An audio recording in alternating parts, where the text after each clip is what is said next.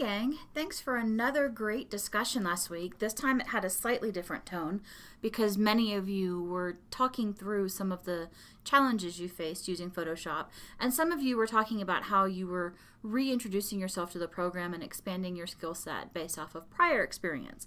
So I've mentioned in the past how this class is an interesting challenge for me when I think about it in terms of instructional design, because I know that I have some students who are already moderate to advanced users of the software and some users who have never used it before.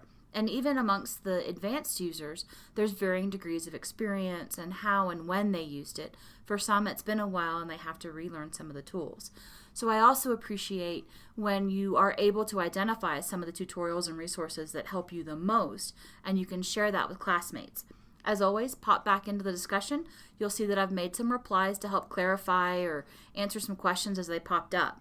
On screen, though, I wanted to point out, because the idea of layers kept popping up and how it can be interesting to work with layers and positive to work with layers, but also some of the challenges.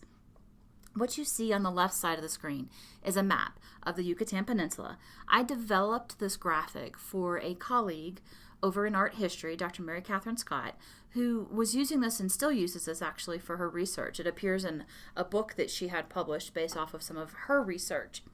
When I was developing this image for her, I needed it to contain a lot of detail, as you can see. So next to the map, you can see the screen grabs I took of the layers palette so that you can see how I have it organized. There's a base layer that is the map outline itself. And then you can see that I have just an empty box that was helping me with calling attention to the region on the map where she was focused.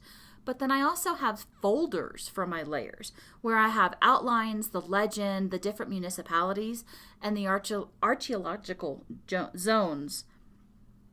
Sorry, tongue didn't want to spit that word out there. So that I could organize the different text layers that I was working with, and even when I was dealing with the highways and the outlines of those municipalities. This is where layers really saved me, because I needed to be able to put text on the map and then move it and place it.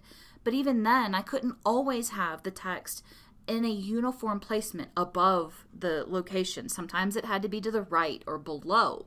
So I needed to be able to move that text around, which is where I also want to mention some of you may be used to clicking and dragging to create a text box when you're placing text. In Photoshop, I have personally found it's easier to simply click and start typing. When I want to manipulate the text, I can rasterize it and use other tools. But I have gone away from some of the recommendations to click and drag and create a text box, because I find that text box then constrains me to design considerations that I didn't necessarily want to begin with. So I just click and type, and then that creates the type, that text type, in its own layer, and I can have 11 billion of those text layers. If I want to, I can rasterize them and layer them, merge my layers together. But when I'm working with something complex like this map, those layers really do come in handy. So that's what I wanted to mention there. This week we're continuing to play with Photoshop, but then we're also shifting a little bit. So let's take a look at this week's topic.